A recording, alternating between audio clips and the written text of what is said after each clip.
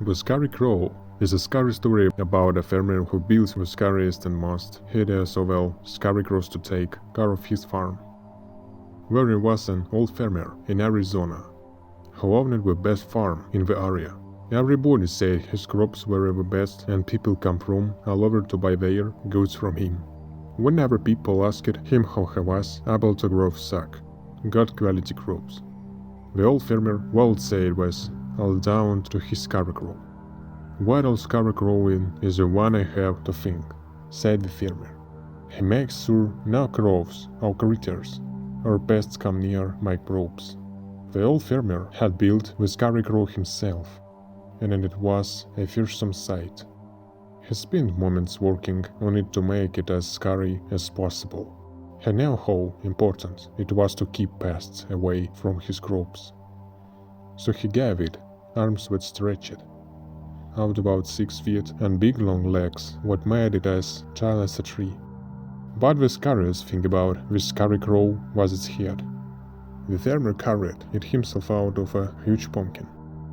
He spent countless days and nights perfecting his design until it was perfect. The scarecrow's face and hair was so grotesque and ugly that even he was something scary to look at it.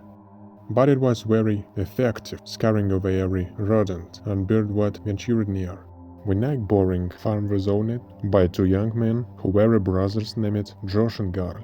They were lazy and never did much work around the farm, which resulted in their crops being bad. They were jealous of the old farmers, such as and were plotting against him. If they could drive him out of the business, they could take over his farm and make more money. So one night the brothers decided to sneak onto the old farmer's land. They stole his prized scarecrow and brought it back to their own house, where they stuffed it and into an old closet, so nobody would ever find it. The next day the farmer woke up to find his hideous scarecrow missing and all his crops being eaten by rats and crows. He felt to his knees and cried, knowing that his farm would soon be out of business. Meanwhile, the brothers, Josh and Gerald, were watching from their own property and couldn't help laughing out loud when we saw the old man's tears of grief. Hearing the laughter, the old farmer came over and asked whether they knew what happened to his scarecrow. The brothers looked at him right in the eye and said they had no idea where his precious scarecrow might be. "But you no go out of business and have to sell my farm if I can't find my scarecrow," said the farmer. George just laughed in his face, saying, "Well, just your touch luck, isn't it?" "Sucks to be you," giggled Gerald. The old farmer walked slowly back to his house, his head hanging down and defeated and depressing. One night as Josh and Gerald had trouble sleeping, not because we felt any remorse, but because we couldn't get the image of the scarecrow's horrible twisted face out of their minds.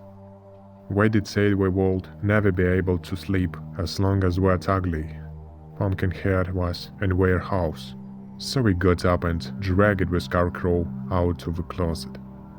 Gerald took a baseball bat and smashed the scarecrow head to pieces, until what was left was little bits of pumpkins strewn around the floor.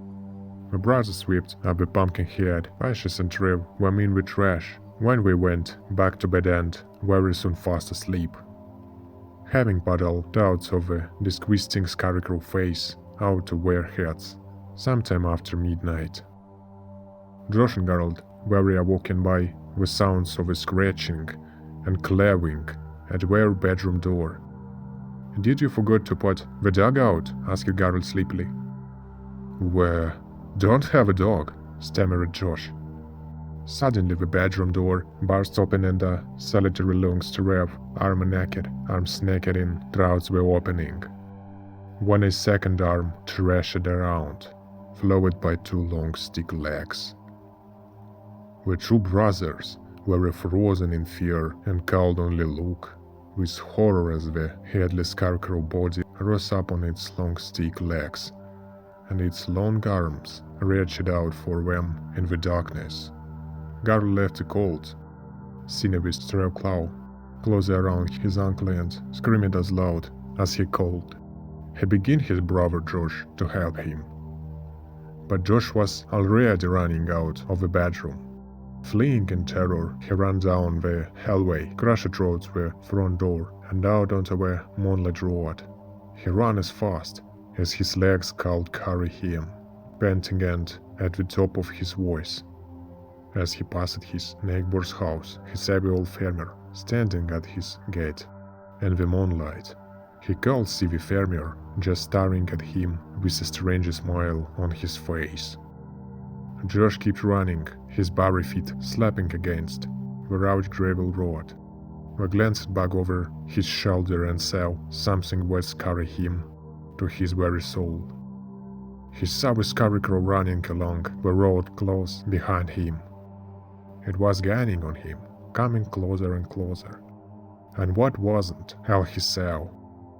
He noticed what the Scarecrow had, a brand new head, and it looked a lot like Garl.